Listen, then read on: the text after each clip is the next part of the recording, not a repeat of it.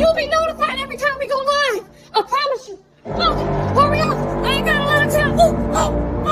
You're so loud.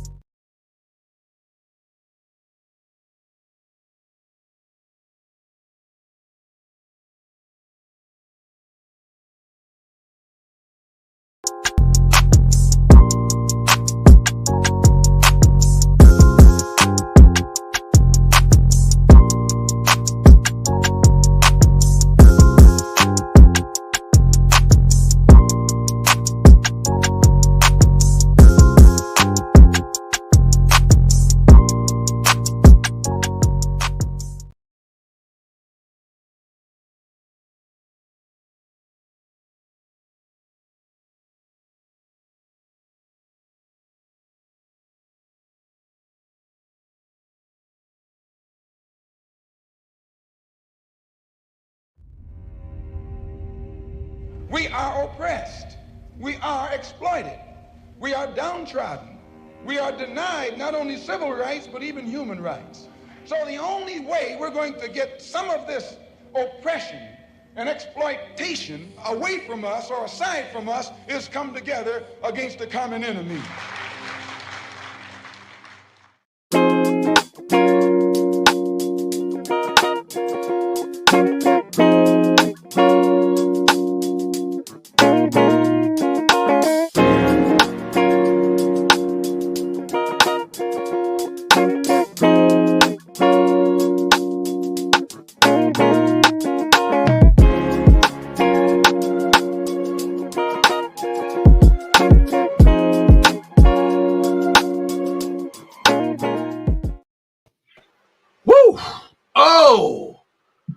Want to say happy hump day to everybody. Love y'all, appreciate y'all, all that good jazz, all this good stuff, man. We got comments before the show even started. I love it. Mm-hmm. So to everybody out in that bad boy, everybody that's gonna be tuning in, everybody that will tune in, everybody that's gonna be sharing all that good stuff that y'all are supposed to be doing anyway. Thank you so much, and welcome to Unfiltered. And we're gonna have ourselves a really good show tonight. That bad boy ain't gonna be very long. We're gonna push the envelope while keeping it underneath a nice good time because there's a lot of stuff going on. Gotta work. Gotta watch these games. I ain't gonna cry nothing out, but we're about to have a great topic and it's gonna be good. So you're gonna have to get it in. So you want to do it live or y'all do it like how y'all normally do it? Watch it after it's over with. Hey, we don't care. We love it. All we just ask is to share. Get it in this bad boy. Of course, you can see us live on Facebook or Meta, wherever they Meta World Peace, however Facebook want to call themselves now. Meta World Peace. Or you could go on YouTube. Beautiful place. Thank God for YouTube. You can subscribe on YouTube. Unfiltered Mr. Johnson. I think you're missing something. Okay, you get to it. You can go on. You can go on Twitter, or I'd like to call it Elon Musk World, baby. There we go. Go Elon Musk World now. Twitter, baby. How much you buy that for? Like, what was that? 64? 44 billion. 44 billion. That's a lot of money. Good God, boy. People don't see 44 billion. in their lifetime. You know what I mean? Shoot, it's some rich folks that don't see that now. Woo! 44 billion. 44 billion. That's a lot of money. Woo! I need that money, baby. Woo! Man. That Elon Musk. 44 billion. You had a song to that? Oh, yeah, 44 million. 44 billion, baby. Y'all see what I gotta deal with? 44 billion. That's a lot of money. A lot of money. Woo! I should ass naked in the middle of the street. Yeah, I think we need to start these topics now. 44 billion. 44 billion. What you talking about? 44 billion, like Elon Musk gonna get that money to me. 44 billion dollars. What? Oh, look at Look Miss Hills. Oh, what up, cousin? baby. Having Miss Hills having some issues. She's still nervous about 44 billion. Hey, what up, though, cousin? He over here $44 billion. stripping to an invisible pole. Woo! Woo! I love it. Yeah, got a Zodic on y'all for a minute. But like I said, welcome to Unfiltered. I'm gonna go ahead and let my wonderful, the best host in the land, let them introduce themselves, and we're gonna get right into these topics. We're gonna get fast, we're gonna hit hard. It's gonna be like, bam! You're gonna look up and say, damn, was that Will Smith? Just fucking with y'all. Go ahead. All right, ladies first. Go ahead, cuz. Hello, everybody. Hope you're having a good week. It's hump day. I hope y'all out here being productive, and I hope y'all ready to get into these topics. I'm doing well and fabulous, and I hope you are too. That's awesome to hear. That is awesome to hear. Everybody, it's your boy, Mr. Reese. 1/3 of Unfiltered. Continue to share, like, and subscribe, and we are happy to come with you with these awesome topics. So let's get ready to get it in. You know what? I want to go right to, I want to get to the simplest, most like basic topic out the way first, because none of them ain't basic. Let me take that back. We're gonna go to the simplest one. Let's go to one thing. I want to go to leadership. I'm talking about talent. Is it less than leadership? And this is where I get to. Repeat that again. Okay, is talent less important than leadership? And this is what I mean by that, just to get everybody out the way. And we're going to go through it real quick. We talked about this because just recently we had Kevin Durant. If you haven't paid attention, Kevin Durant, Charles Barkley, been going back and forth on Twitter, right? Mm-hmm. Back and forth all the time. Charles Barkley is made some points to say that Kevin Durant is one of the greatest players in the NBA. One of the most talented players we have ever seen. Mm-hmm. And I agree, we all can agree with that if you ever watch basketball. Kevin Durant is one of the most talented players. But when it comes to leadership, he cannot lead a team. And I thought about this, and this is not really a sports question, but I want y'all to peep this out. Have you ever had people that were outstanding at what they do? They showed extreme passion, they could do a lot of different things.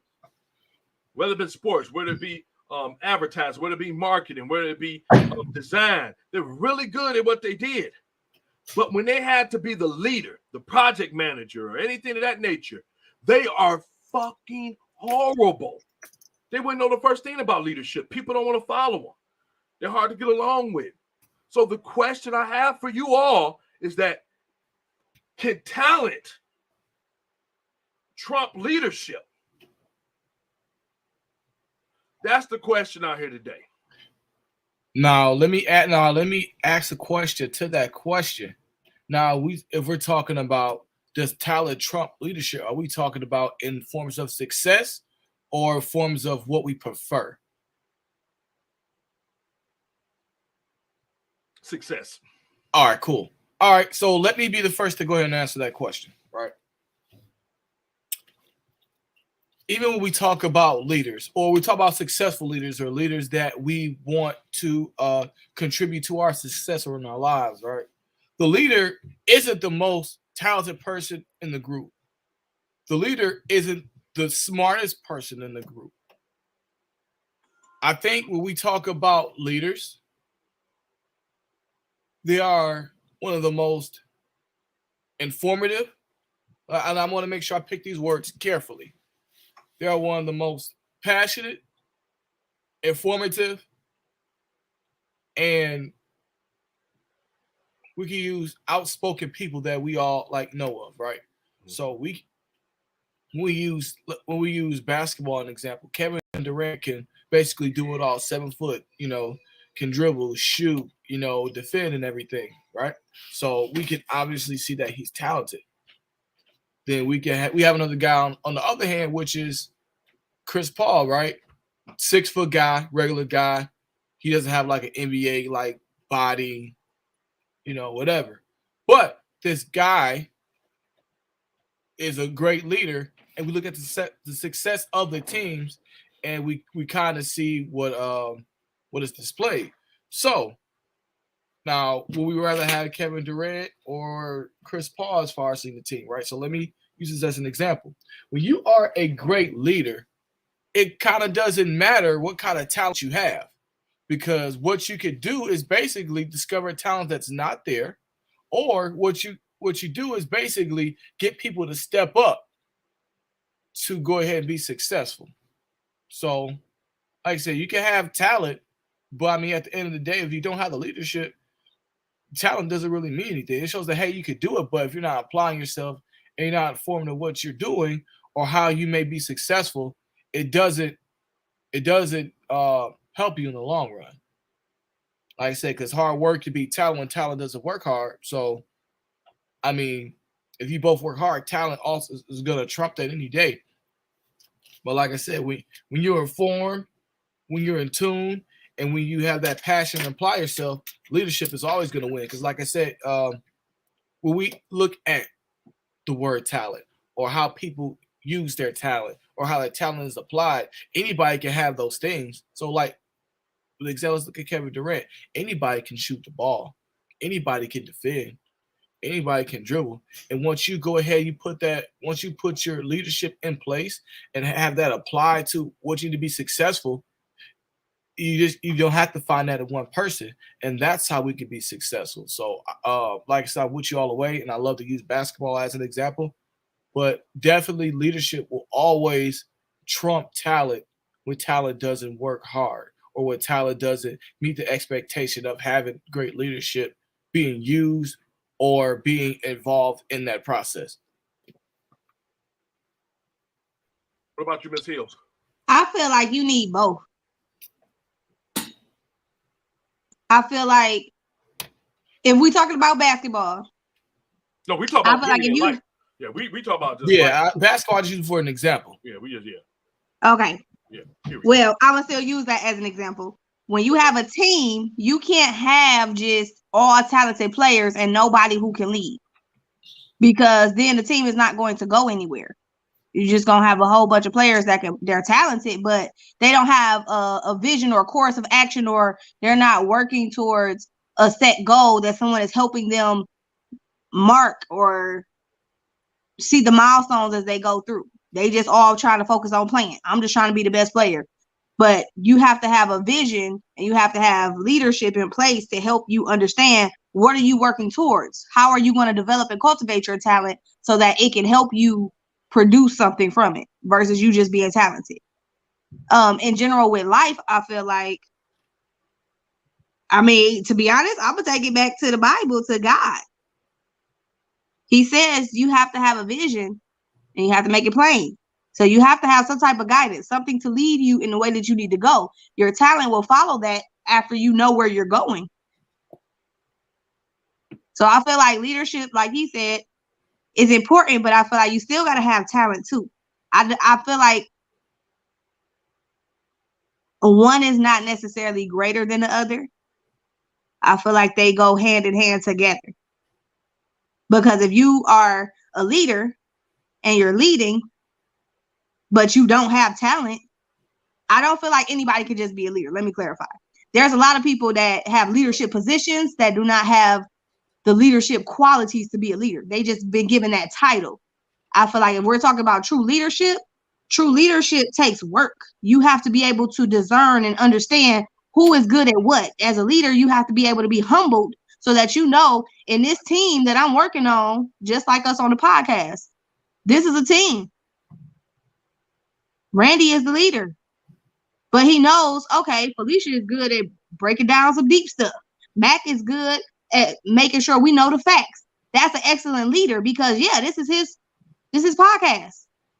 But he knows how to lead well without just feeling like I got to do everything by myself. And if y'all ain't on this level, then y'all can't do it. No, he knows that as a leader, I have to see what works best. And I play to that, even though he could do it by himself. He knows it takes a team and it helps to take off that extra pressure and that weight. Where now he ain't got to be stressed and having all this weight on him. He got us to balance it out. So I feel like you need both. I agree with both of y'all. I agree with both of y'all. It's not really, and I think that kind of, I think this question, that's why I chose it first, because I think it's really a quick way to just kind of explain it, like y'all both said. I think good leaders are talented at knowing talent. I think that good leaders understand that their talent is that they know how to, one, allow the strengths of their team, or the people around them, to shine with the understanding that if they shine, everybody shine.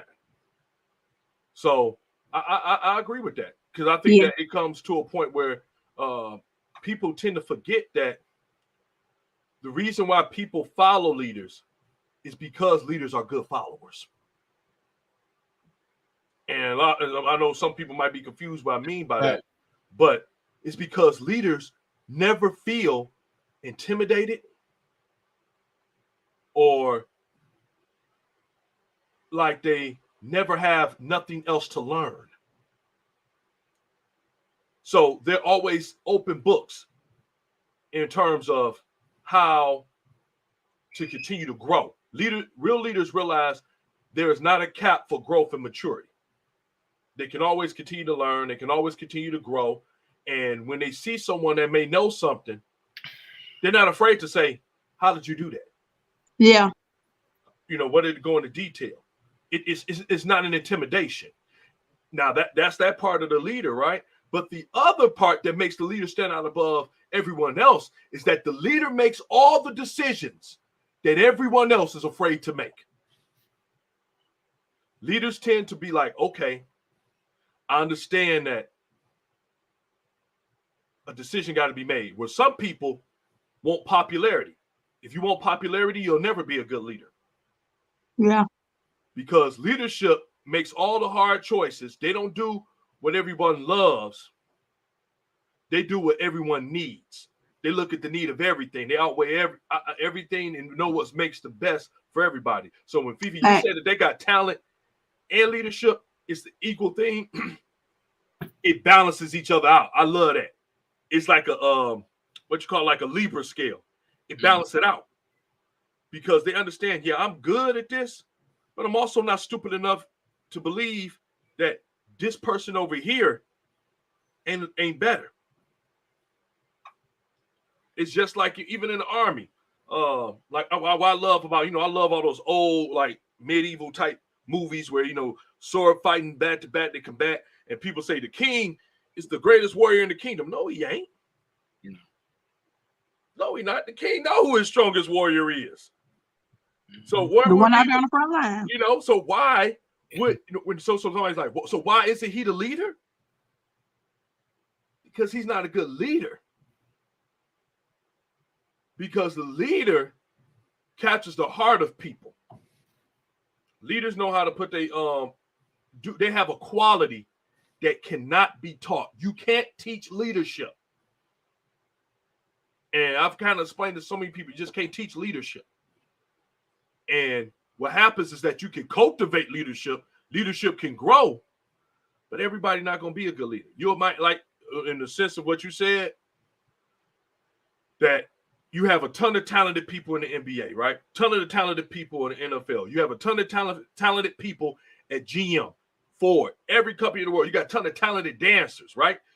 If you can hold to this, you may have someone who's the best dancer in the whole, in the whole class. Yeah.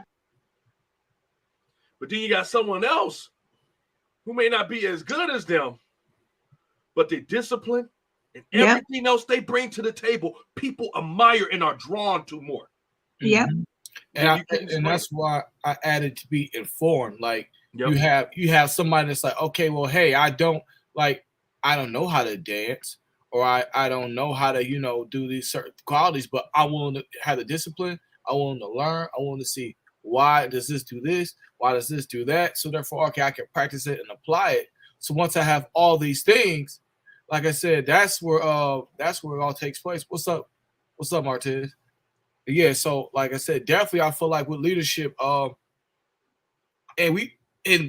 sorry to go back to basketball, but let's even look at, like, we look at Chris Paul numbers. They don't jump out at you. They're not like, oh, these are high numbers or outstanding numbers. But as you can see, like, everybody around him gets better. His stuff is still the same. So with leaders, like, all right, hey, this person may not have changed in as far as like, okay, well, there's nothing flashy, but you see how everybody else gets better, how everybody else becomes more efficient, how everybody else places success to a team or a company or a goal. Like I said, great leaders that I work with and known, like I said, they take great qualities from others and instill it in other people, or like the great qualities from themselves as far as being a leader or identifying good leadership. They put that in other people. I love that. So I know we all are probably mentioned agreement with that. We say that you need a little bit of both. Mm-hmm. So you can have a lot of talent from everybody, but what separates the leaders is just something that's, it's just in you. It's a different mindset, different mentality. And it draws people. It doesn't steer them away. Sometimes just because you're talented don't mean that people will follow you. Correct. In that sense. Absolutely. Let's go to the next. Let's go to this topic next. This is a place, I know that playing football, any of y'all out there fans of football, of course you are, because it's the greatest sport ever in the world. Now, when you get a touchdown, they like to call it the end zone.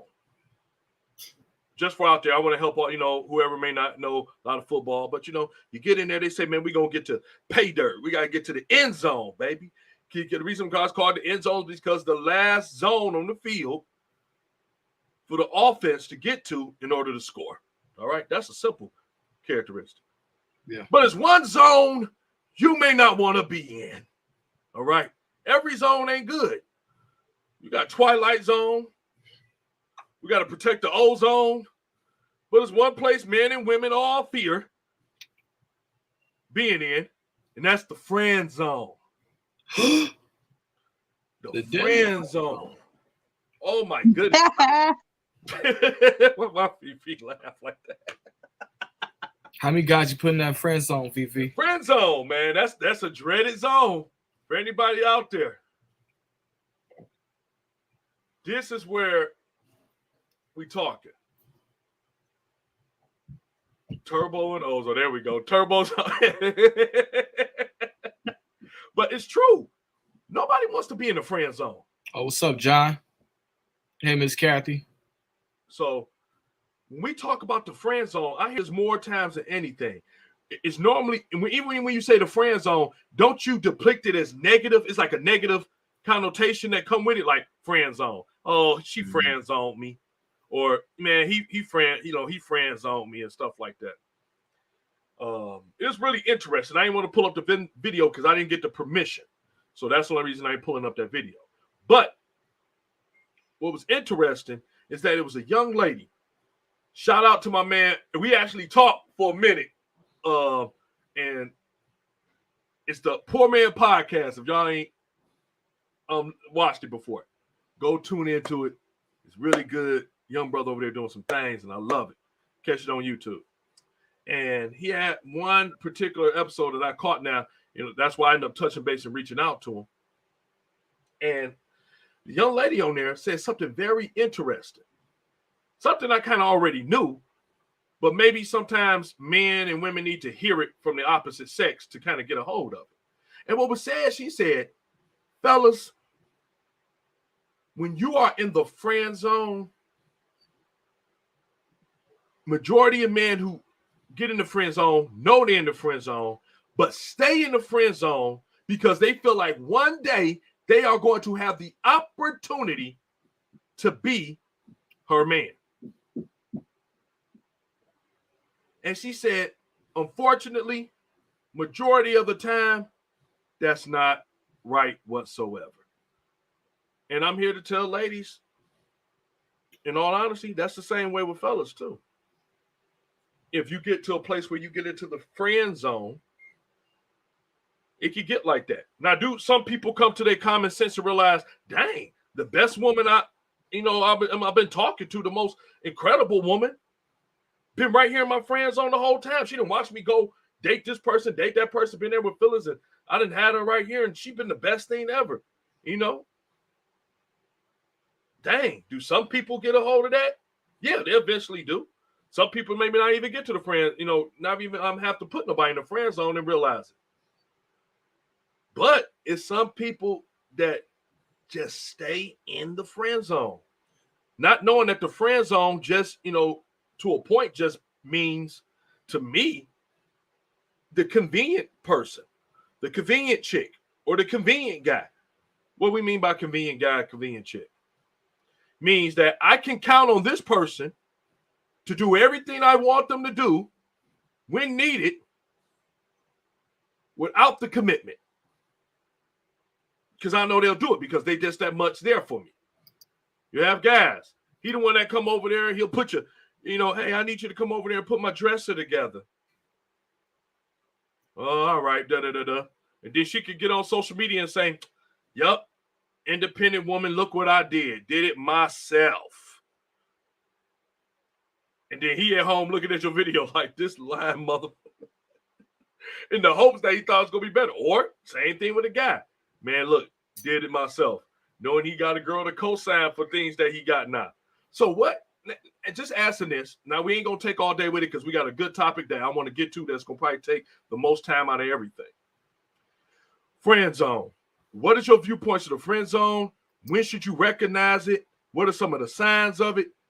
And why do you think people want to stay there? I'm going to start with Fifi on this one.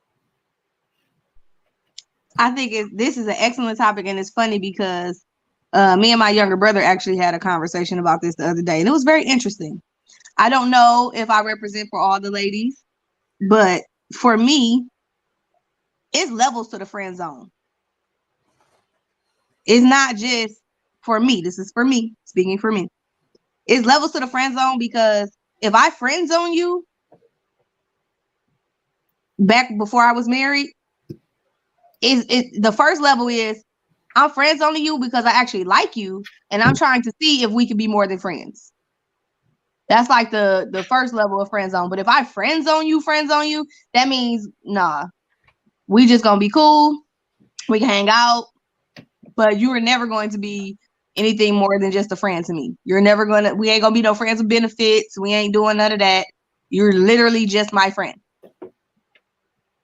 So I feel like it's levels to the friend zone, but I feel like, again, that's my opinion, but I feel like a lot of women come into it, if they call you their friend, it's like we going on, we hanging out, we doing a lot, we kicking it, and we say, this my friend. We ain't saying this my friend. We like, this my friend. It's a different tone in it. So it's like I said, I think some women have that same level of friend zoning, but the one that y'all really talking about, yeah, once you in the friend zone, you in the friend zone, and people have hope in the friend zone, but they need to understand you don't need to be trying to do all that. You just need to come up and be direct. Hey, do I have a chance or not?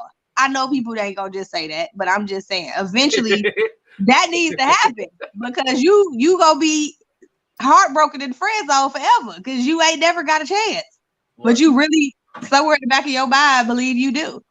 And I feel like they just need to ask the real hard questions and not waste time. That's the issue. It's like you're wasting time trying to give your energy and your affections and trying to spend money on this female or this guy thinking that it's going to produce something more and produce what you want. But in actuality, you got somebody else out here who waiting on you to do that, who gonna give you the same energy you giving them.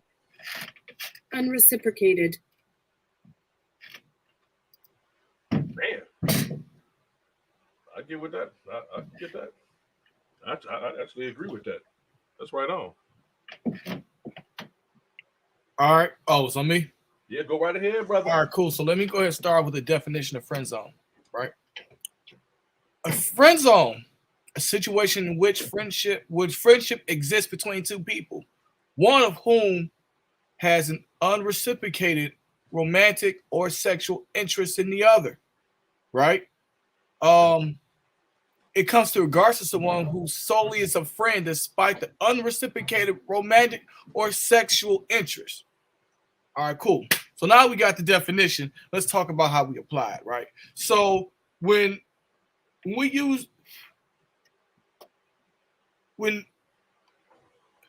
if you have a friend, right?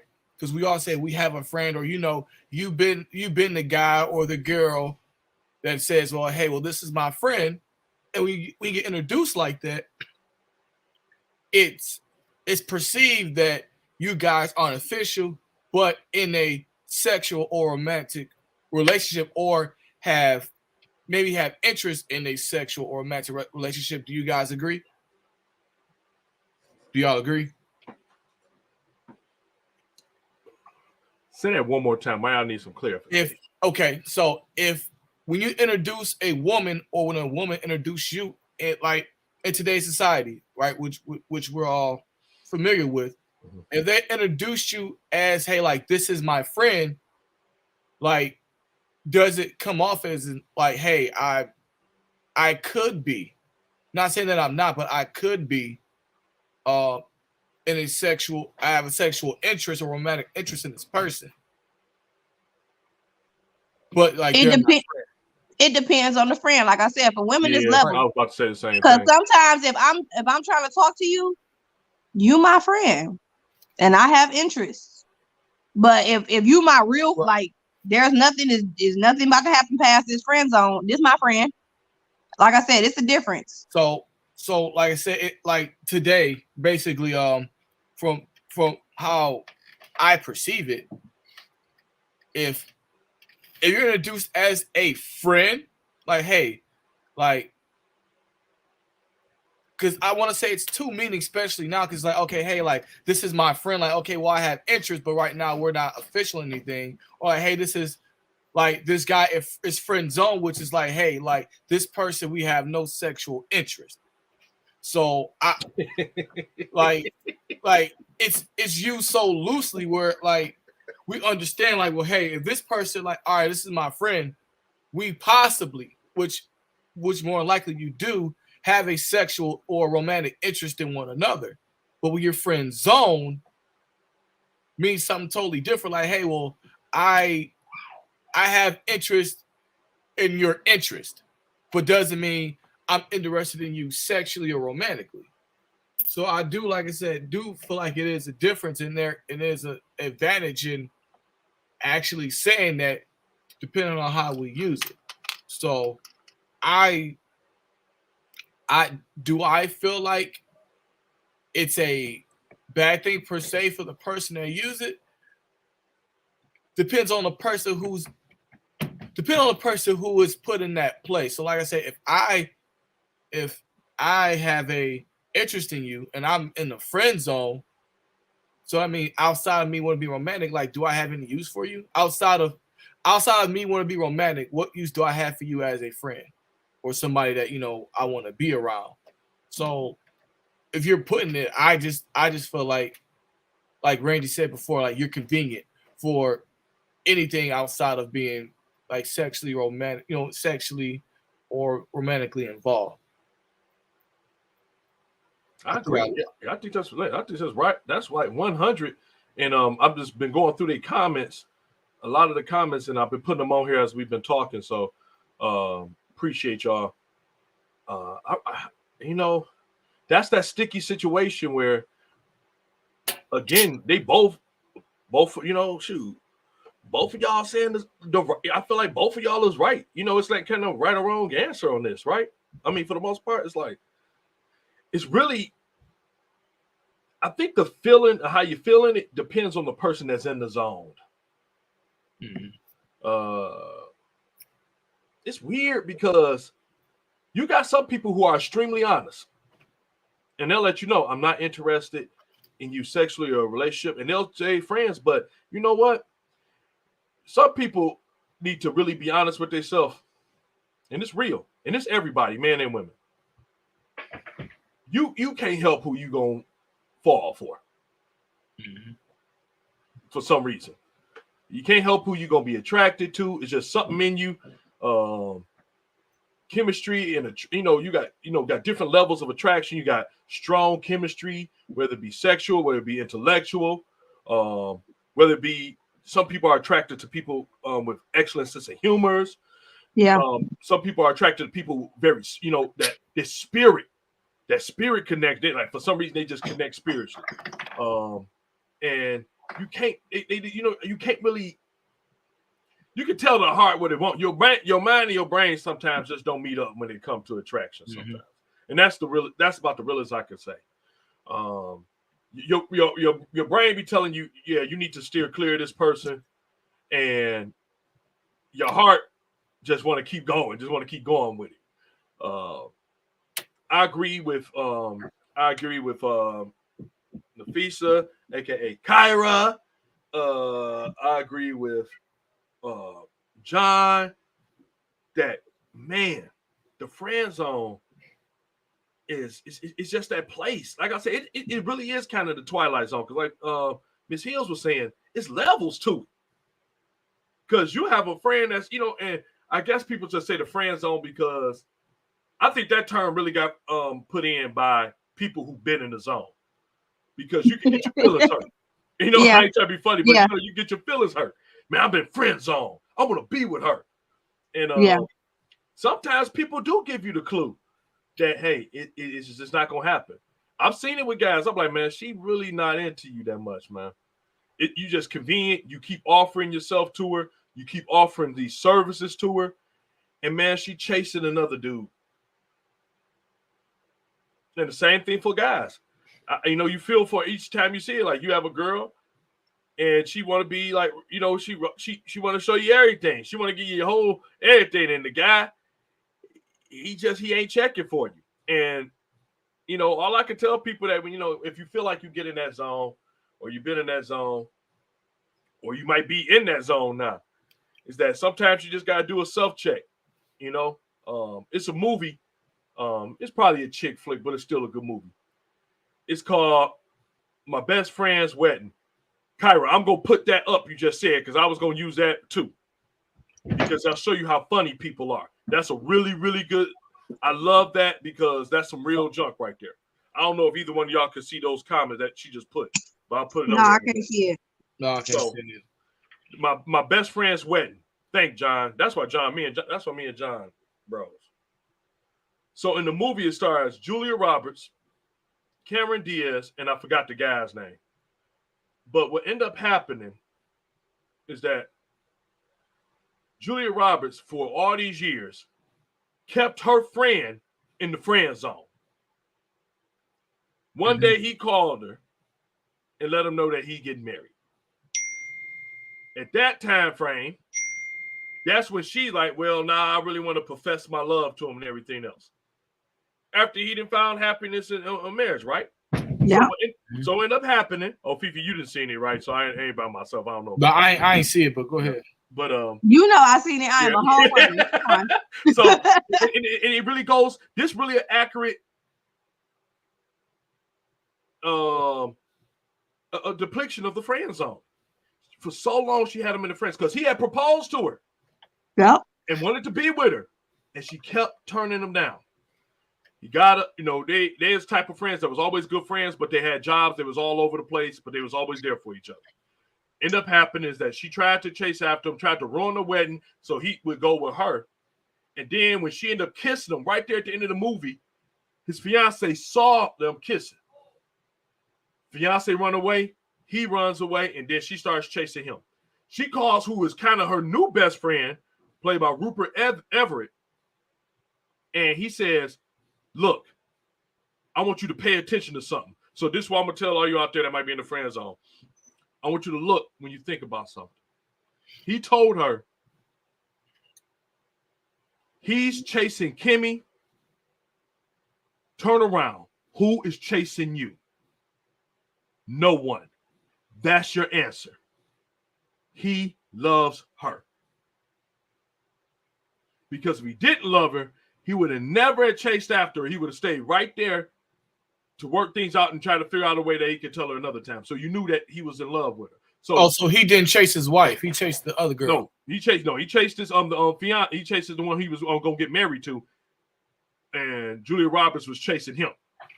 Oh God, I just want to make sure. So that's what it is. So that's what happened. I mean, and at the end, all that stuff happened where they end up getting back together and blah blah blah blah blah blah and all this other good stuff. And he ended up getting married and happily ever after. How that go? But that's how the friend zone works.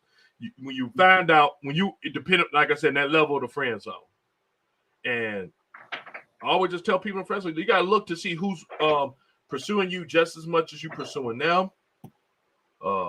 Also, look at the intent of the person, because when their intents are right, they're going to try to do things the right, they want to do things the right way. Because sometimes people can misunderstand the friend zone. They think somebody, like they might say, man, this guy moving slow. The guy ain't moving slow.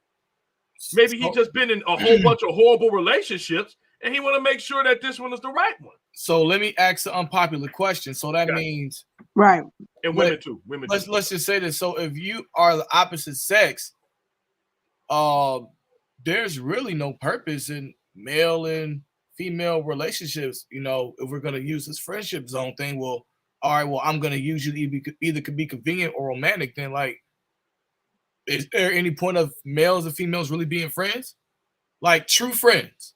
That's a question, right? If we're gonna really use the definition of somebody being my friend, like how we're using it now is are you convenient to be romantic, or are you convenient for me to take advantage of you? Like, is there real friendships for towards the opposite sex?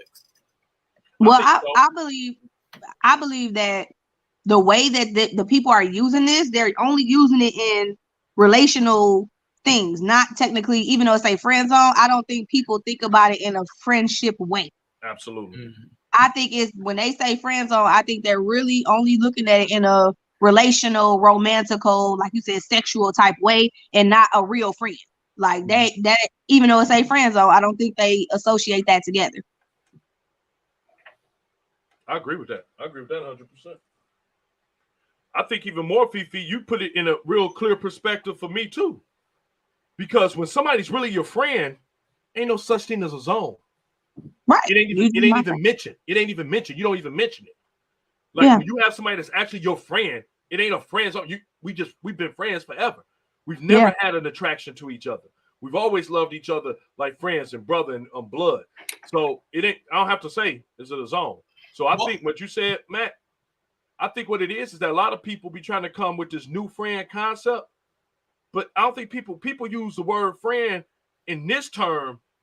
It's almost a negative, like it's a runner-up status. Yeah, but that could be used for one way. Like, let's say if I don't put you in a zone, right, saying that, hey, I have no romantic interest, right? If I don't have that zone up and we're friends and I have an interest in you, I can't be surprised or, upset or whatever if you have an interest in me.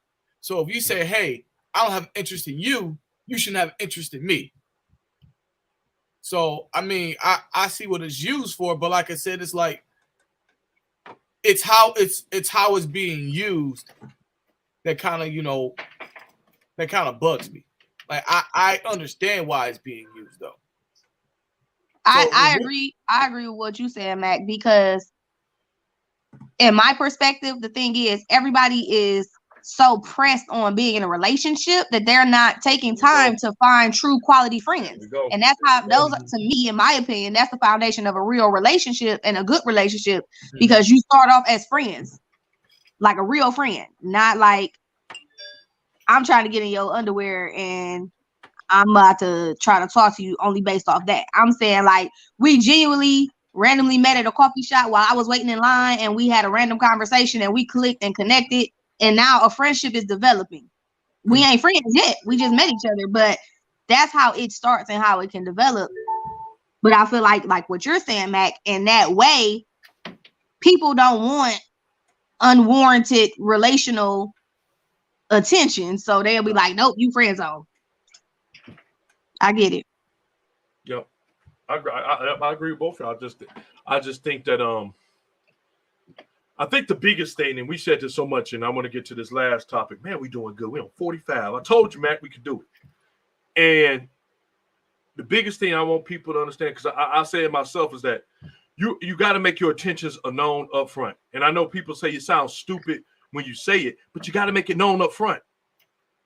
I don't care how stupid somebody might think you sound. It's better for them to think you sound stupid and you telling the truth than to think that it sound like beautiful, like butter in their ears and you lying. Mm-hmm. So I would just say, understand that. I would say tell people, stop using the word friend in the tone of a second place matter. Because first of all, friends always last longer than lovers. Even when you marry, you're supposed to be married to your friend. Right. Lover is just the benefit of it. You know, y'all lovers, you'll just end up trusting each other. But yeah, I would just, in my place of that is just understand where you at, give clear and precise and truthful communication back and forth so someone don't get a misunderstanding. Now, what happens when you do that and they still fall for you? That's just called life, people. You can't control that. You did your part. Control that. You can't control somebody that just want to, that still just fall for you. I tell you, it's funny. I want to bring them up for example, but that's I'm gonna bring this up. I ain't gonna say it like that because I ain't about to keep that up. Will Smith had an interesting. I end up reading Will Smith book, outstanding book. Read it. I don't care nobody say. Read the book. It's a really good read. And he was talking about on the book how he had fallen in this love because he was going through this method acting. With I forgot the name of the white lady that he started in 6 Degrees of Separation. But he had fallen in love with her, unknowingly getting into the method acting, and he said that played a role into why him and his first wife got a divorce. It was an interesting read, but I'll say that because sometimes people can be whatever you could be with somebody, you could be around somebody, and for some reason you don't know why you into them. You hear them, there's something about them that is drawn to you. Like I said, it could be sexual, it could be intellectual. I can't confront y'all. I've fallen for women unknowingly because we had it was such an incredible, thought-provoking conversations I always have with them, and I had to check myself like, whoa, I'm digging this woman. I need to stop talking to her. Or get myself together, and I'm just being real. I don't know how many people can be honest and say that kind of stuff, but I could be honest with it. She was, incredibly intelligent. When she spoke like she knew what she was, like she knew what she was talking about. We would talk about politics. We would talk about world issues, and it'd just be incredible. And we'd be in a group, but my behind, I started to fall for her. And, this is a woman, I'm like, oh my God, I am sitting here falling for this woman. And I'm going to tell you, I'm going to be honest with you. It happened when I was married. And I remember it so vividly because even though we never cheated, we never had no affair, we never did nothing, we never went on a date. She as far as I know, never knew. But I knew. And I'm like, okay, I can't even talk to her no more. So I separated myself from her. When I would go back to lunch at work, I would go way on the other side. I'm like, I can't even talk to her no more. Because I'm you know what I'm saying? I was daydreaming about maybe possibly, hey, would it be like being married to you? Having these conversations all the time. And that's the problem what happens when we do those things, because we start to fall for that fantasy. Fantasy of someone. You know what I mean? And I fell for a fantasy of her. And then going home, I knew it was bad because one day before we was about to me and my wife, we was loving each other, we laughing and joking, and then all of a sudden, we started to make love, and I saw her face. I'm like, boom, and it freaked me out. I'm like, I can't be around that woman no more because something ain't right with this. I just visualized me and my wife wasn't having no issues, but I visualized another woman while I'm sitting here kissing my wife, and I instantly like, tomorrow I am not talking to that woman anymore. I'm not being around her. Never said another word to her again up to the time frame she left the company and I left the company. Never said it again. So I know that makes sense to the friend zone comment, but it's in regards to telling people when you tell someone you don't want to be with them, you can't be with them, you don't want to do that, you can't help if someone likes you. That's the way I could tell it. So I would tell people, stop being mad at other people or your mate because somebody is attracted to you, because they can't help that. They can only help how they act, how they respond to it. Yep. That's all they can help. If you have a beautiful wife who's incredible, who's amazing, who is nice, who is, of course you're going to have guys that's going to like her. Like, fellas, we got to be real. Ladies, if you got a man who is nice, who is kind, easy on the eyes, women are going to look at them. People don't go blind overnight when you get in relationships. It's about how you do things and how you react to it. I mean, how many of you, Matt? How many of you have ever been like me and Crystal? My bad. Go ahead. All I'm saying is that how many of y'all have ever had a situation where someone has come on to you, someone has tried to holler at you, and you in a relationship, you with somebody, and you like, it's like it's one of the weirdest things ever, ain't it? You like, whoa, hey. I haven't gonna hold you, like, this is me being honest. I get flattered by for real, and it is what it is. But like, me and Chris had a conversation, and I don't know if I told you or I tell people on the show, but so it was one day we was watching Aquaman. I don't know who the guy is, but Crystal likes him. She thinks he's so sexy. So one day we was watching TV, and she said, "Man, he fine." And I looked back, I'm like, what's he say? Like, and it was funny. You know what I mean? Like, she said she just said it, and it kind of like, it wasn't weird, but like I'm comfortable knowing, like, hey, she thought she was fine before she met me. But I mean, she chooses me every day. Just like how, hey, somebody could say, well, hey, I think you're attractive, or hey, I want to do ABCD, but it's a choice. Like I said, like, I liked it Jill Scott before I met Crystal. I liked it, Erykah Badu, certain people before I met Crystal, and I still think they fine to this day. But like, at the end of the day, I'm not flaunting like, well, hey, I want this person over you, or ABCD, and that should be, it should be the same thing for, like, even now, like, certain people try to talk to me or whatever, but I mean, I'm married. People know I'm married. I choose to be married, so I mean, it doesn't really matter at this point. I mean, I could choose to say, oh, you like me or whatever. I can mess around. Like, that's my choice. So I mean, at the end of the day, it's all choices. Yeah. And I'm, like I said, as his witness, because me and my cousins around each other a lot, and we can speak on both our occasions where we'll see somebody flat out flirting at us right in front of us, and we both give each other a look, and we realize, dude,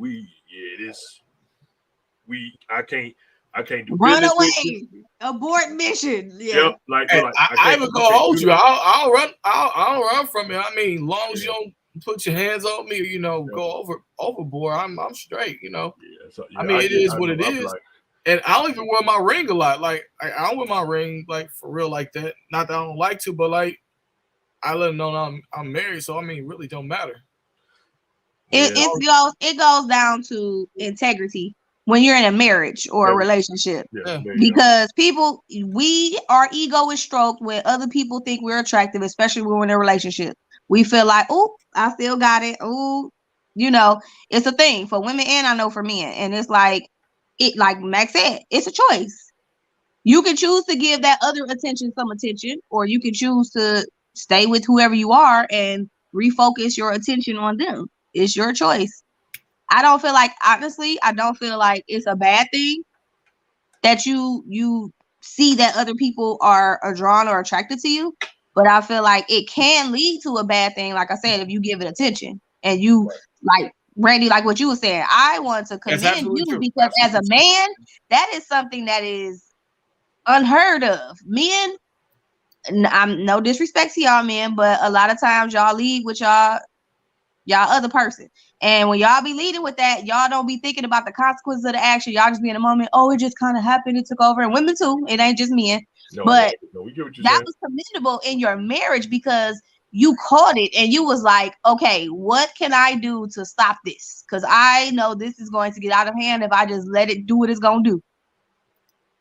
I think you, like you said, you got to, and I think it's just because of and I'll tell you, like you said, it ain't easy because like I said, it was hard to the point of like, some people like, man, everything all right. We used to having these conversations. No, everything fine. I just Yeah. without telling everybody, man, I can't go over there because I was thinking about Dick and her. It goes back down to boundaries too. You said what, Fifi? I said it goes to boundaries. You got to set those boundaries and limitations. Like, you're right. You got to set them boundaries. So, like I said, with the zones, y'all, real talk. I know we probably have that conversation another day because we could go all in detail about the zones. So, just like I said, man, just understand where you at. Know where you at from jump, and when you show them where you at, believe it, and then you got to make a choice, and then you can't blame the other person if you try to make another choice and they didn't give you all the proper information to make the choice that's best for you. That's pretty much all I can say on that. Now, this last one is different, and I know we had some comments about it, and I pretty much wanted to use this one, and I want to stay because we had 57. At least give it about a good 10 minutes.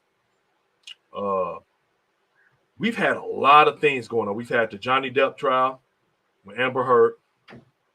Of course, we had the situation with Will Smith and Jada. And now we have coming back into the light because that trial is getting to come up in September. We have Megan Thee Stallion and Tory Lanez. And not just that. We have a lot of women, and I want to give a shout out to a lot of women out here. And so we got to have we got to be real. And I'm glad because a lot of women out here are really coming out and being really real. Miss Hills is one of them, and just a lot. I know a lot of women that just call it right on the line. There's no favoritism. And I think, like I said, that's the one thing I love about our show. It's not no favor. We call it on the line, we measure it out, and that's what we say it. And, we leave it where it is. We talk and we all understand about men. We've heard it for a long time, especially all in our generation coming now, where you have the dads that never came home. Men are, cheaters and things of that nature. We've heard all this. And you know what? As men, some of us would say, yeah, these guys out here that do that faithfully. They ain't, they no good. But it's time now that we have a conversation that if we're going to really talk about things being fair, we got to go on both sides now. We got to talk about this toxic femininity that is starting to really surface a lot more. It's starting to come to media light, and really is being brought to media light by other women who are tired of women hiding behind their womanhood, playing victim when they are the perpetrators and the initiators and the instigators of these situations. It's an interesting TikTok that I saw. Well, a woman said, these women out here need to quit. how many men are in jail and dead because a woman went back telling them about a situation in which their feelings got hurt or they got offended? The majority of scientists now believe that. And what ended up happening is it's the same thing we got brought to the discussion when we saw that Will Smith situation. And it's like everything kind of got lost in the slap.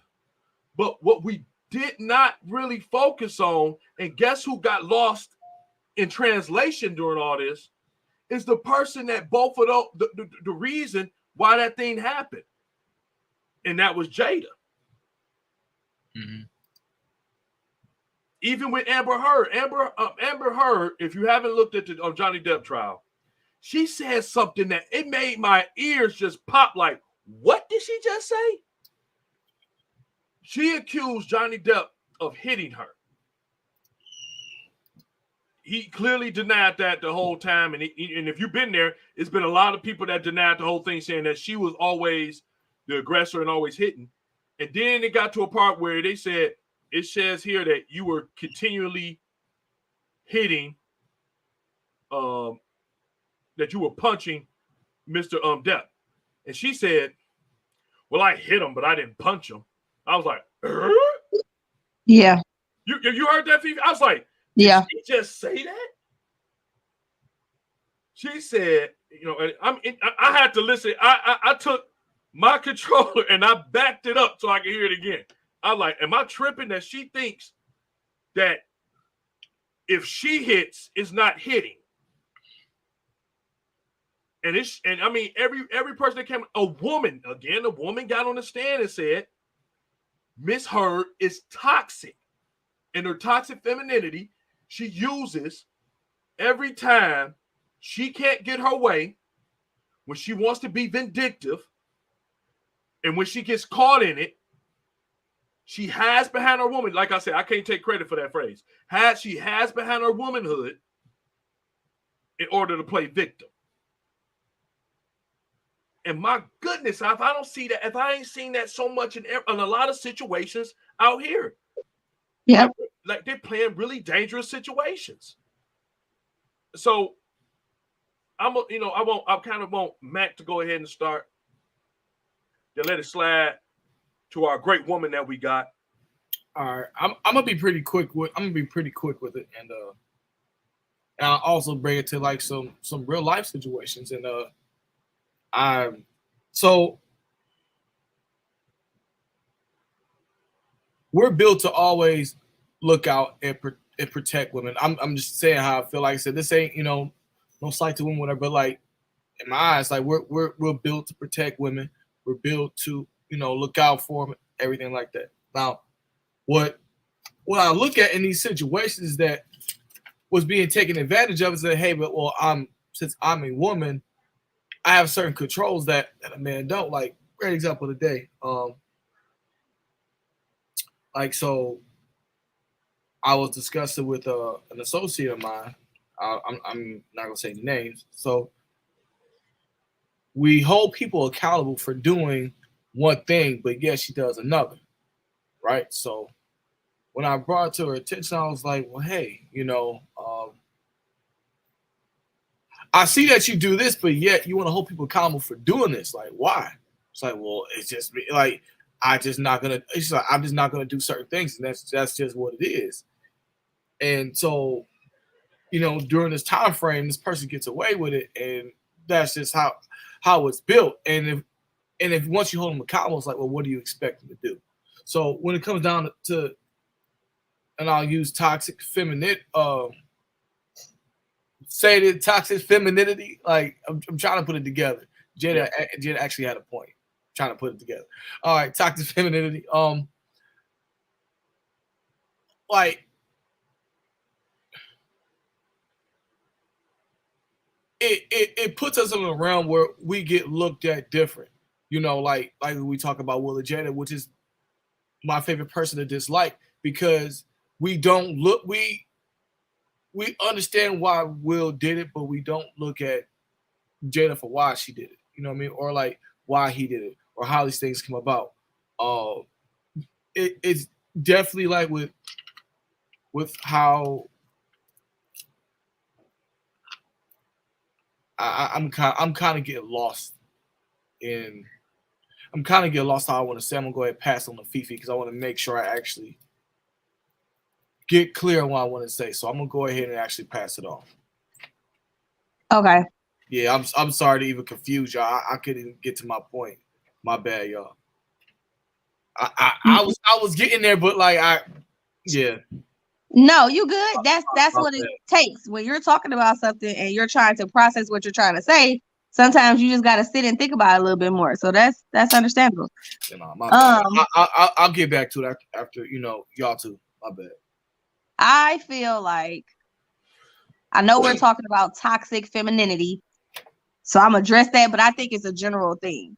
So I'll say, as a woman, you do get tired of seeing women play the victim when they are contributing to the total outcome. It's a difference if they are truly the one that's just being taken advantage of and mistreated, and they are doing everything that they're supposed to do the correct way without extra things happening. Mm-hmm. I believe that it is a double standard, that a lot of times, I don't know where that came from or where that was established, but a lot of times in the law, or whenever a woman says cry wolf or say something, they automatically do tend to take her word for it, and then they'll kind of, after a while, decide, oh, we're going to look and find the facts. That's not okay. That's not good. Our society needs to change that, because yes, a lot of times things do happen that need to be handled in that way, that are actually true, where the woman says something and it did happen and they need to hold the man accountable or whoever in the situation accountable. But like I said, a lot of times there are innocent men that are suffering consequences for lies. Mm-hmm. That's a fact. And I'm going to take it a little deep, and maybe I'm going too deep, but if we think about Emmett Till, he's one of the main people that happened to. He was a kid. He was a child.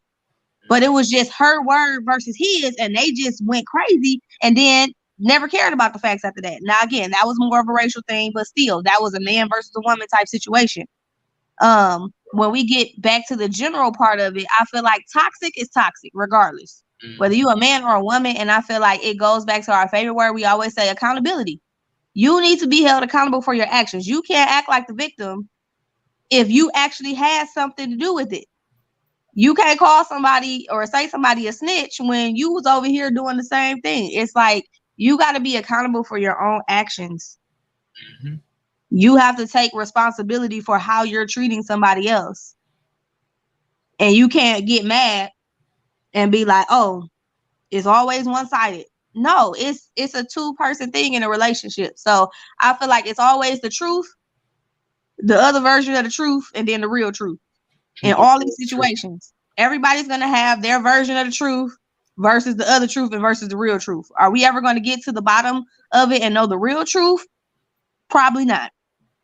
Because everybody has their interpretation of the situation. So I feel like in general, what we need to learn as human beings is stop putting yourself in situations that are not going to serve you and help you to be the best you. If you find yourself in that kind of situation, you need to take a step back, reevaluate, and see, is this good for me? I need to get out. I need to separate. I need to cut this off, because it's going to end up like what we see. This is a pattern. This ain't the first time we've been seeing people in court and have these type of situations. And it's not good, because I could even bring up the Chris Brown and Rihanna situation. All right, my bad. Go ahead. No, I was just going to say, in that situation, they couldn't refute what happened because she had evidence and proof. Look at her. Mm-hmm. But we don't know the conversation that was had and how that got to that level of escalation. He ain't just look at her and then she look at him and then he said, I tripped out and went crazy. There had to be something that was said to trigger him. That doesn't give him an excuse and a right to put his hands on the woman, But in that situation, there was 2 fuses that was triggering and firing off at the same time.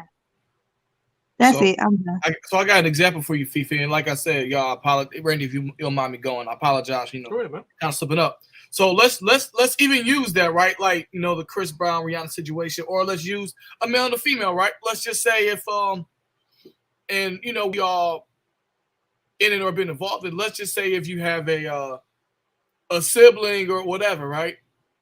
And she beats on her boyfriend, or hits her boyfriend, or you know, any guy in general, right? So they are like, you know, all right. Or I was in a relationship with a woman who's violent. Like, okay, a woman can hit me. We just have to get used to it. Or we have to like, all right, she hit me, whatever. We have to choose to walk away from it. Now, we're not allowed to hit a woman back. Or we shouldn't hit a woman unless, like I said, unless we're, you know, our life is threatened, or our life, you know, or we're about to die or get killed, essentially. Because once we cross that line, it's like, all right, well, hey, you know, she hit me with a damn with a bat, and I punched her, and it's like, well, you shouldn't have hit her, or well, you should have handled it differently. But like I said, if she was on the other foot, right, and she hit you, it's like, all right, she hit you, you did the right thing by walking away or not addressing it. So like, we're built to already kind of accept it. So I mean, just even things like that, like it's if you aren't brought up like I said, how we were brought up, hey, you don't put your hands on people, people don't put their hands on you. Like if you learn how to do a job or do something as far as, you know, regardless, man or woman, you know, you earned it, you work for it, you deserve it. Not, all right, well, hey, you're a woman, you're fit for this. You're a male, you're fit for this. Y'all don't want it that way because you feel like, well, we should all get equal pay or equal whatever. But when it comes down to certain things, it's looked at different. And that's just how we were brought up to even look at it. Like I said, I can't, like, if a woman is in an abusive relationship, she's encouraged to take action on a guy, or she beats up a guy. It's like, ooh, look at her. You know, she did great. You know, she did what she's supposed to do. I mean, it's not the same thing if a guy's in an abusive relationship and he finally, you know, defends himself against a woman. It's not looked at the same way.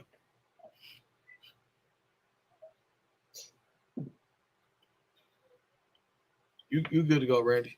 That's all I want to say. Oh, well,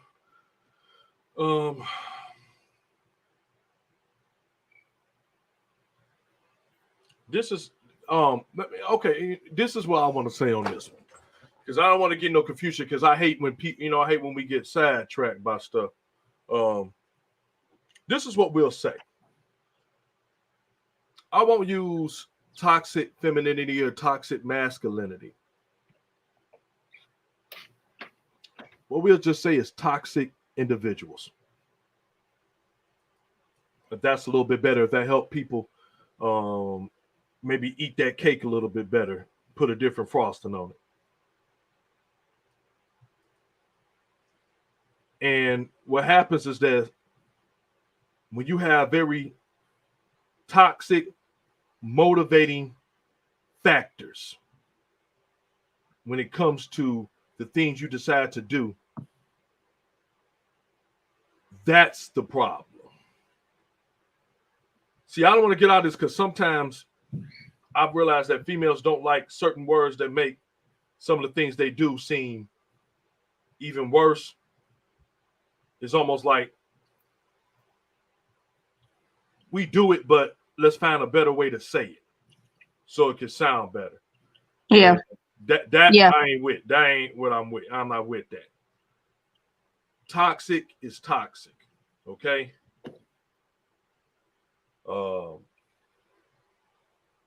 I'm not here to judge anybody being feminine or masculine. You know, because that's that depends on whoever the viewpoint of the person that's looking at it. I could say these are the things I agree with, if I can go with everybody. I definitely think men and women need to keep their hands off each other. Mm-hmm. Facts. You are not parents to each other. Y'all supposed to be in a relationship with each other. And if you get to the point where you want to do physical harm to your wife or your husband, it's time for one of y'all to leave. Mm-hmm. And the person who has the thought, the person that first had the thought of doing any type of thing physical, you need to leave. Don't look back. You ain't even got to leave a message. Let's just avoid the whole situation. I've seen too many people, they get mad. When you get to the point where you want to kill the person that you love, that ain't love. Wow. I don't care what nobody say. That's something else. Yeah. Something that gets you that mad is something else. That's not love. We've seen people where, they get cheated on, and you remember they had the time frames like the heat of passion, those crimes, where they be like, I did it in the heat of passion.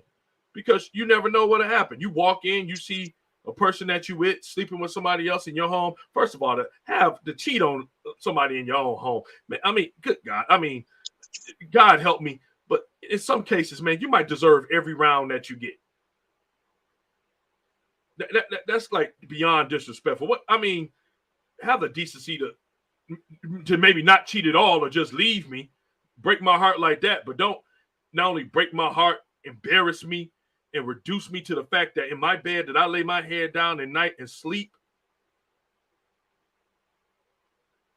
Bro, just let that be gone. Keep your hands off of it.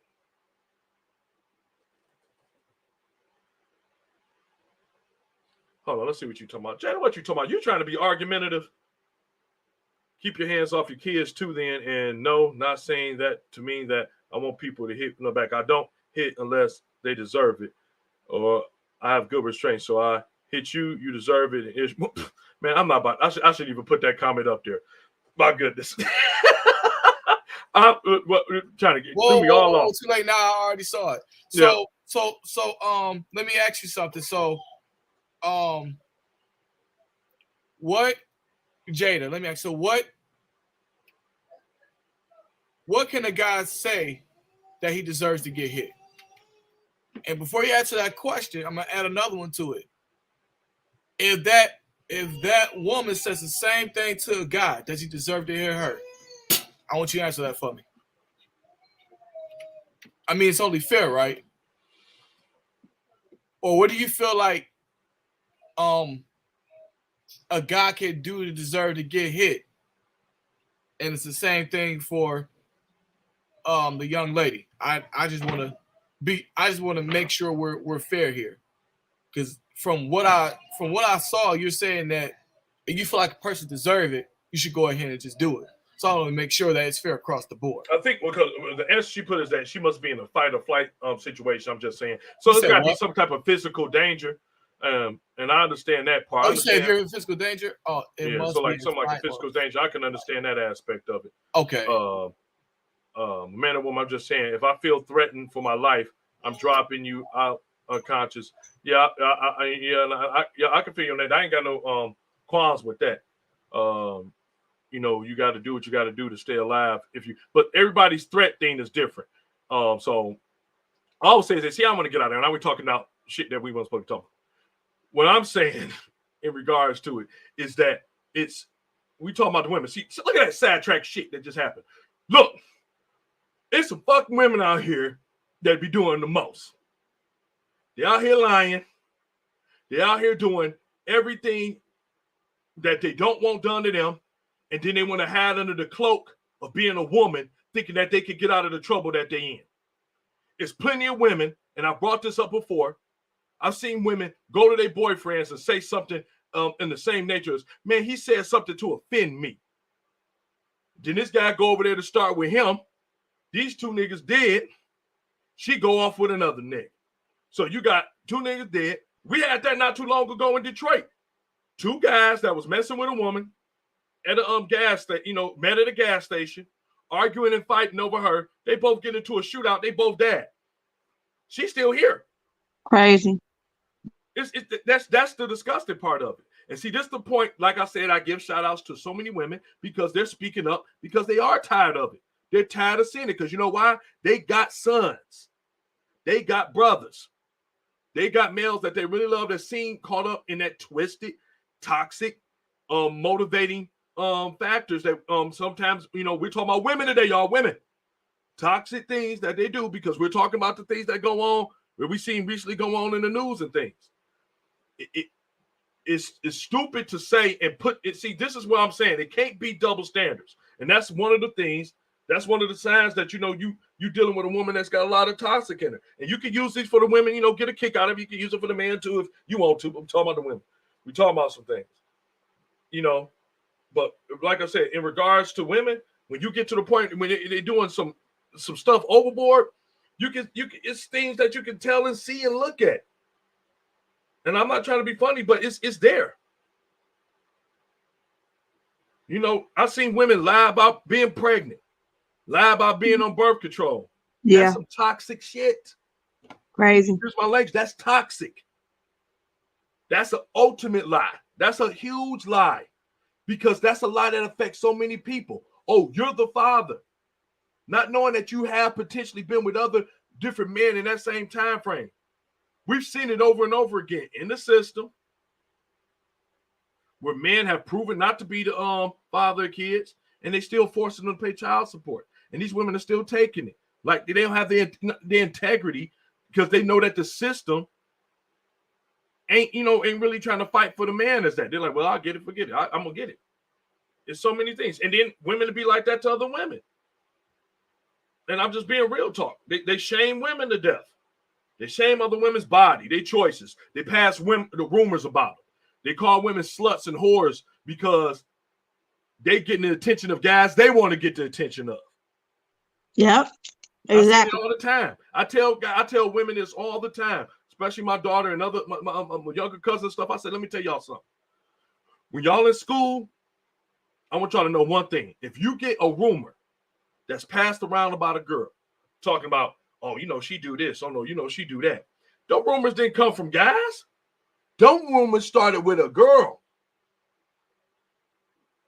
But I don't care what y'all say. They started with a girl. If a woman gets a reputation in school, at work, or anything about being fast or whore or anything of that nature, it came from a woman. I guarantee you, it came from women. Passing those rumors around so she can get a reputation, because whatever, she's not getting the attention of a guy that she is constantly trying to be in her face and definitely, you know, trying to get his interest. But for some reason, he interested in this other girl, and that girl really ain't even showing no interest in him. And she trying to figure out why he interested in her and he interested in me. It's like, boom. Then you got some women who will try to really get somebody caught up because the guy shows no interest in her. Yeah. Because she's so used to guys falling over her at the beck and call, saying, oh, man, I'm so used to this. You know, like, come on. Oh, why you don't want me? You don't want me? He said no. He ain't giving me no attention. And we've heard that on other shows. I think we heard that on not too long ago on another show where the guy said, man, everybody in the room was giving this woman the attention. Everybody in the room. But one guy stepped in the room, didn't give her no attention, almost treated her like she was a waitress, and that's the guy she wanted to go after. Yep. And I'm telling you, that's really a toxic trait. Just let you know. Like I said, these things can apply to guys, but we really talk about women because we've had so many situations of recently where we had women who everybody else in the situation has said, no, that woman's in the wrong, but she will still hold on to her lie. Yeah. Because I've been in a situation. I'm like, dude, I was there. I see what happened. Why is she hanging on to this lie so hard? And it was just, it is crazy to me. I'm saying both my folks come from homes with, I'm going to put this up. What's up though, Matt? Both my folks came from homes with abusive dads. They raised me to respect women. See, Mac, you want to know what? You want to know why? You want to know why they raised you with respect? They raised you to respect women because they didn't dig into the choice of saying, I saw it, so I got to be it. My dad beat my mom. My mom was an abused woman. So now I have to be an abused woman because I seen it, or I got to be an abusive man because I seen it. They didn't buy into that. What did they do? They raised you to be like, man, be respectful. treat women with respect. And that's like the bottom line. We all have a choice in regards to the things that we do. We have to get out of this narcissistic, like very selfish mentality that's kind of taken over our society. That if you don't get your way, you got to make everybody's life a living hell around you or come close to you because you're not getting your way. Well, what you said was key. It's selfishness. Selfishness. That's the root. That's the root that's leading all of this. I want you and you don't want me. Or if I can't have you, can't nobody else have you. Or I put time and energy in this relationship and it didn't turn out the way I thought it was. And now I'm angry about it because I could have been dealing with somebody else. So now I'm going to make you pay for it. There you go. It's like what you said, Fifi. It's like we've been saying. We got our root words for the year on our show. And selfishness is one of those big root words we didn't have. Selfishness, accountability, discipline, and it happens all the time. So to even go a little further, like we said with ladies, guess what? Guys, they do the same thing. It's always that one woman that seems like they don't want him, that he want to chase after. Oh, she don't even like me. What's our proof? Think about the movie. Everybody ever seen a movie, She's All That? Yep. It's an interesting movie. Like, but the fact of the matter was, at first, he was like, man, I could go in here and change any woman. All I got to do is just do that. And she wasn't even digging him at first. So we just got to get to this point where we got to stop doing stuff with all these selfish intentions and matter, because that's all toxic is. You're being toxic because you want to try to think that in you doing this, that you're going to get away with it. Or get what you think you want. Get what you want. Yep, or get what you want. And you don't even want it. It's like you just, that little kid that got a toy, and you just want it because you see somebody else playing with it. But the toy been there the whole time. No, it's mine. And it's just crazy. Like, I was looking at some of the examples of it. I'm just name off a couple. They said, what's some examples of some selfish behavior? It says being passive aggressive. That fake laughing, eye rolling, silence, patronizing. You know what I'm saying? Where you're always joking about somebody's success, like, girl, that ain't nothing. Or, man, dude, whatever, man. Man, he ain't that cool. Because it's truth and jokes. Don't ever forget that. And when you get friends in them that be saying that junk all the time, or people around you, they low-key jealous of you. What's another example of being toxic? Being just overly hypercritical of everybody. Everything you criticize everything to the highest extent. You'll criticize ice cream. Everybody will like the ice cream. Oh yeah, but I don't feel like this grade maybe not be the grade. like man, if you don't eat that ice cream, shaming everybody. You always got to throw shame to everybody for some reason. I don't know nobody gonna do it. Being jealous and envious of other people. Being overly emotional and creating unnecessary drama. Using rumors and gossip to destroy other people's reputations. Common. Ain't that when that's what I was waiting on you to say something on that. I was like, that's a huge one. You use rumors and gossip to destroy someone's reputation. Definitely that don't deserve it. Manipulating situations with guilt and lying. That's another big one.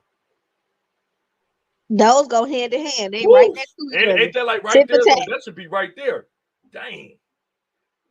Hey, here's another one, Vivi. Playing a victim to avoid responsibility and accountability. Wow. We need a ding, ding, ding on that one. And I've been trying to ding, ding, ding. I don't know what's going on. If you saw me over here, I've been pressing. I don't know what's going on with that, but it's all good. But playing victim, acting weak. They put it in better terms, acting weak. Backstabbing, of course we know that. Judging individuals off of superficial factors, such as income, height, those things that have nothing to do if you're a good man or woman. Simply. And we discussed that before about picking it. I never thought about this. That shaming what's the name? Shaming their sexual. I don't agree with that. I don't know what that is. It says setting unrealistic expectations for the people that you with. Yeah, that's a good one too. I didn't even think about that till I just read that off. Dang.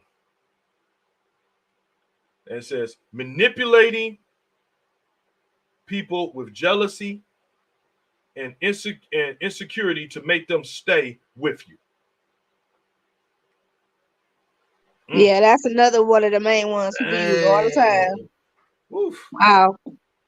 And there's another one that says setting double standards for those of the opposite sex to excuse what you do. That's pretty good. That's pretty good, Liz. I like that. What you say, Matt? Oh, man. And that's what it is. Unless you describe it. Let me see here. I just probably put it there.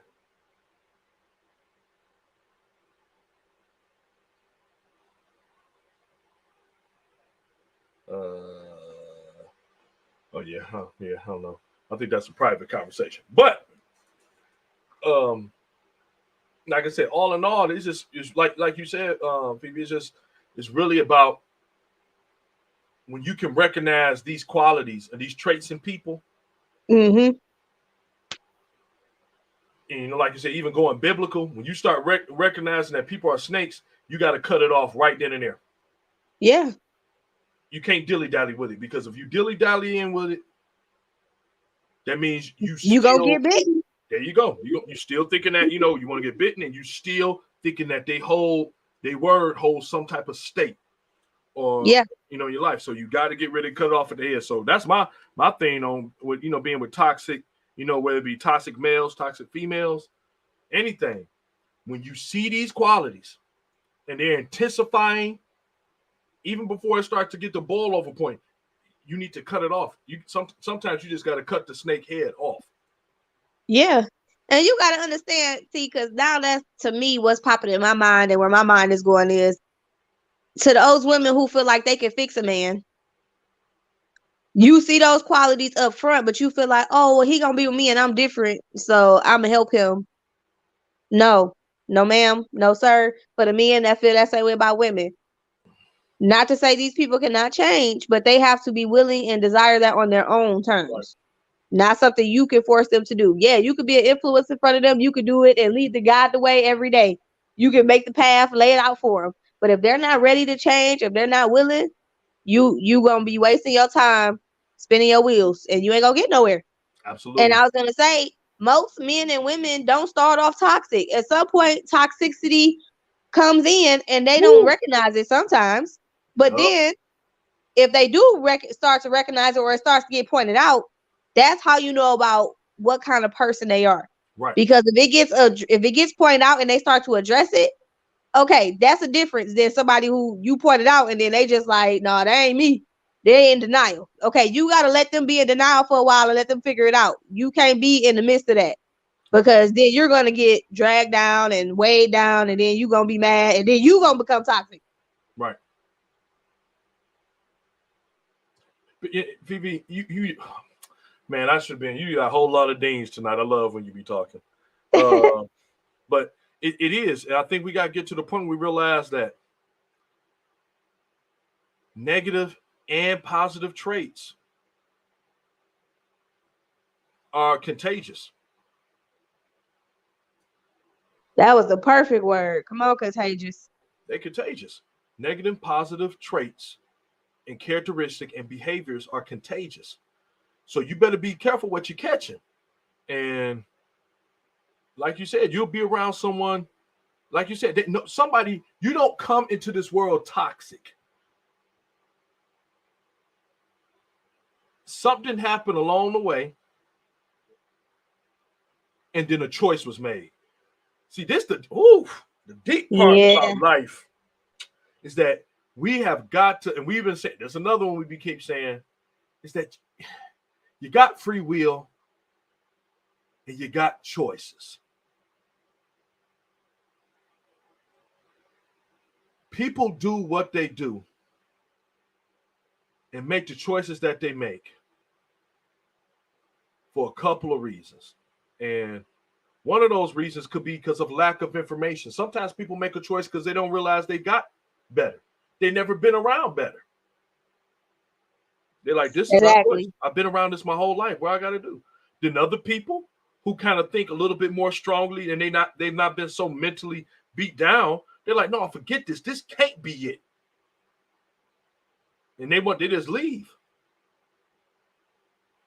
And then, like we said, you got other people that make the choice because they want it. That's what they want to do. So, like all in all, with toxic, like males and females,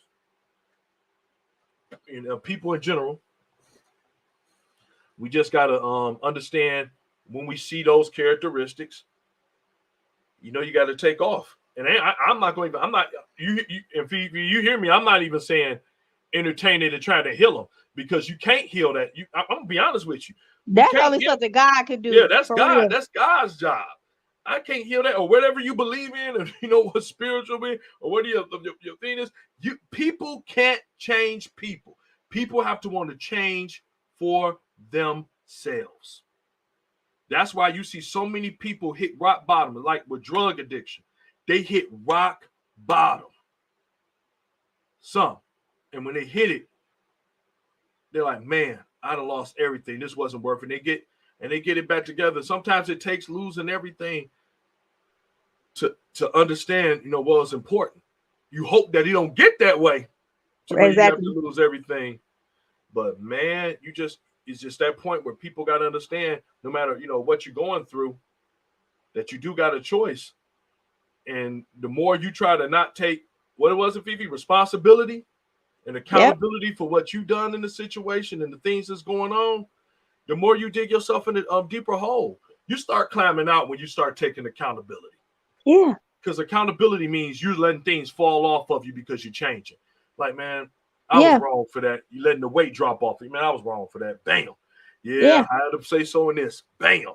But when you start saying, no, I can't let it go. She did that or he did that. That's the reason I'm like that. Boom, boom, boom, boom, boom. No matter how much truth it is in that, somebody could have did you wrong. But that's like drinking poison and waiting for somebody else to die. Like, I'm gonna drink this poison. I'm hoping you die. That's misery. You gotta get past that. And I believe too, people just don't want to accept and look at the ugly.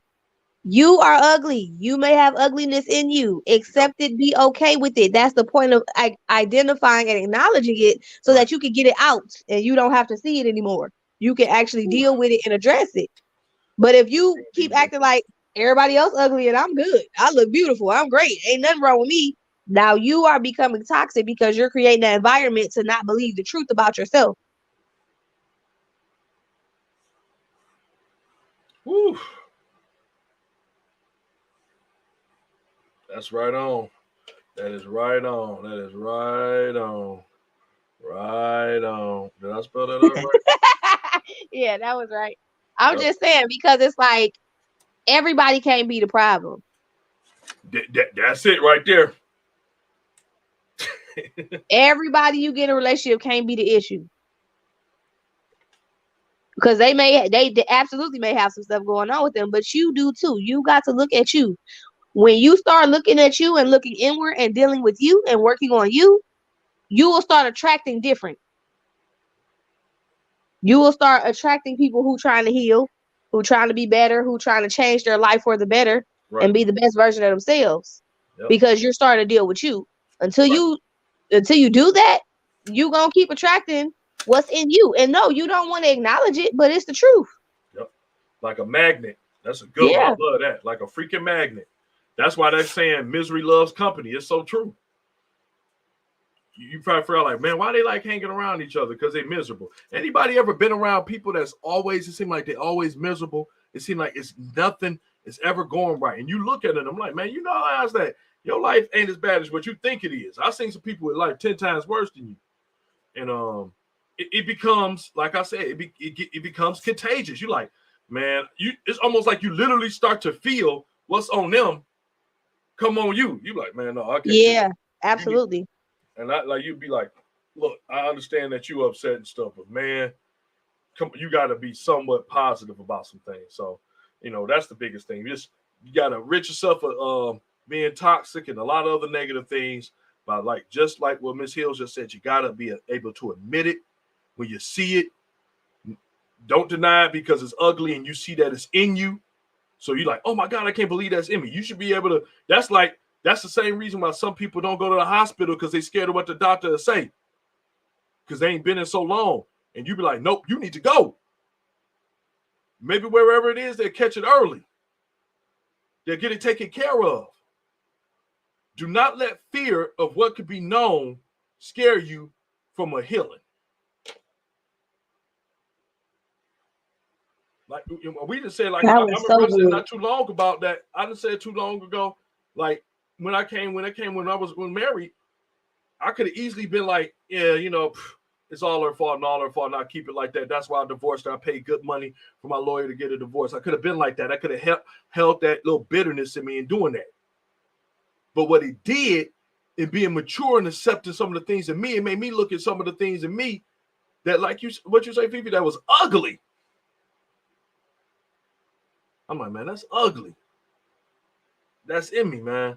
And I need to get rid of it. I'm going to be fine. And then I'll stand before you today, feeling great, looking great, feeling awesome, moved on, and healed from a lot of those things that, was hindering me before. But it takes time. But you got time, so get on it. Because the one thing you don't have is time to waste. So boom, boom, bam. Absolutely. Yes. Cool beans. So everybody, we thank y'all again for tuning in. Our show tonight. Matt got to go a little bit. He got to go to work, man. He's a working man. He got a family to take care of. And we are just going to have a great time in our next show and doing I'm so tired. I'm done talking to Jay.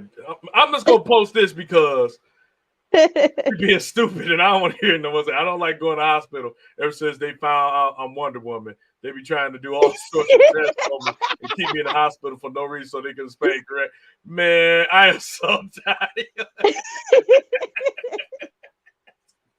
Man, appreciate you, Dana. It's always entertaining to be with you.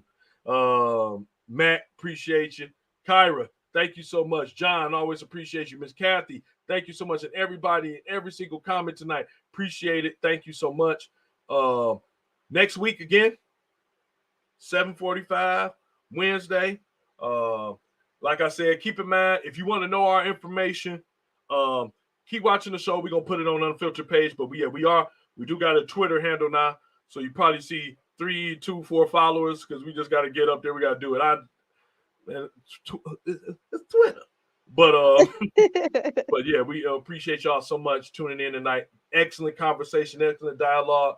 Appreciate y'all. Thank y'all for having so much respect for one another tonight. I love it. I love when adults can talk about things and not agree and still be adults. That's awesome. Yes, because that's what real adulting is. Yep. That's the one part of adult that you should not take a break from. There's some other parts you want to take a break from, but it's all good. Miss Hills, you got anything to say before we let these wonderful people get out of here and we get up out of here ourselves? No, I just second what you said.